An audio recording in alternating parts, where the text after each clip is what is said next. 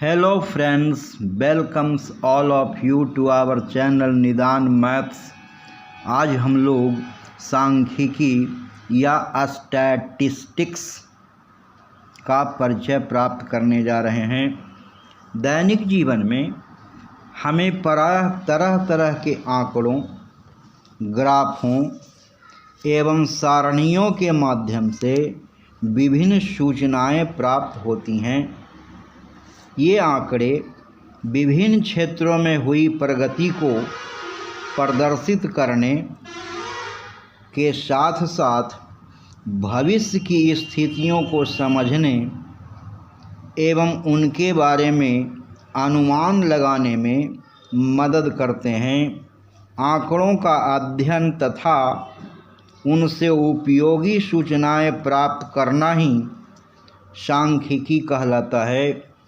अर्थपूर्ण सूचनाएं उपलब्ध करने से संबंधित अध्ययन गणित की जिस शाखा में किया जाता है उसे सांख्यिकी या स्टैटिस्टिक्स कहते हैं। वास्तव में सांख्यिकी विज्ञान की वह शाखा है जिसमें निर्धारित उद्देश्य की पूर्ति के लिए किसी अनुसंधान क्षेत्र से संबंधित आंकड़े जो विभिन्न कारणों से प्रभावित होते हैं उसका संकलन, वर्गीकरण, प्रक्रमण, सारणीकरण, प्रस्तुतीकरण, सहसंबंध, विश्लेषण, निर्वचन तथा पूर्वानुमान किया जाता है। अपने मूल रूप में सांख्यिकी लोगों के जीवन के विभिन्न पहलुओं से संबंधित उन आंकड़ों का संग्रह होता था जो राज्य के लिए उपयोगी होते थे। समय के साथ साथ इसका कार्य क्षेत्र बढ़ता चला गया। आधुनिक युग में सांख्यिकी का महत्व काफ़ी बढ़ गया है। आजकल इसका प्रयोग जीव विज्ञान, खगोल शास्त्र, भूगोल, अंतरिक्ष विज्ञान तथा विज्ञान के अन्य क्षेत्रों में हो रहा है।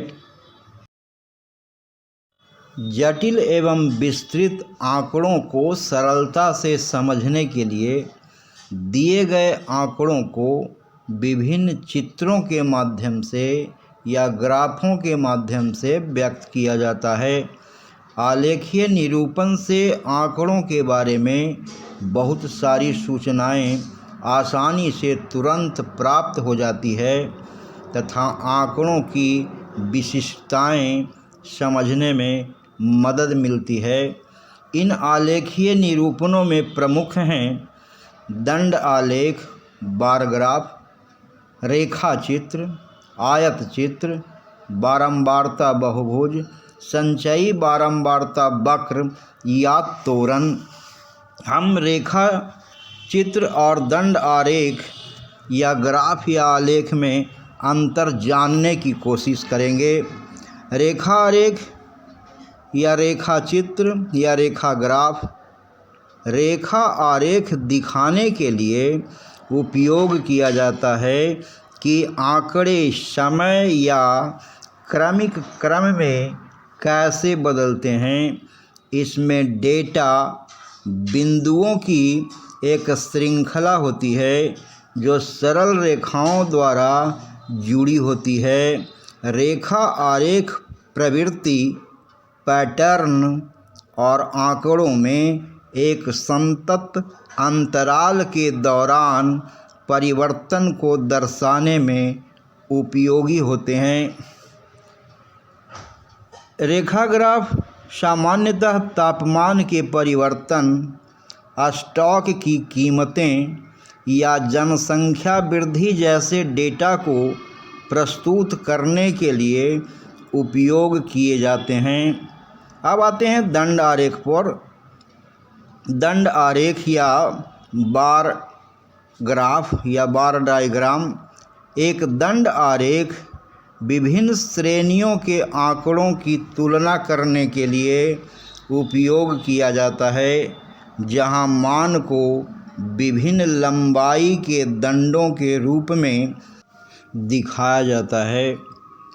प्रत्येक दंड एक श्रेणी का प्रतिनिधित्व करता है और उसकी ऊंचाई या लंबाई डेटा या आंकड़े के मूल्य से संबंधित होती है। दंड आलेख आमतौर पर असंतत या श्रेणीबद्ध डेटा की तुलना करने के लिए उपयोग किए जाते हैं और वे विभिन्न डेटा समुच्चयों के बीच एक स्पष्ट विजुअल तुलना प्रदान करते हैं। इन शॉर्ट, संक्षेप में, रेखा आलेख या रेखा ग्राफ या रेखा आरेख समय के साथ प्रवृत्तियों को दर्शाते हैं, जबकि दंड आलेख या बार ग्राफ या बार डायग्राम विभिन्न श्रेणियों के आंकड़ों की तुलना करते हैं।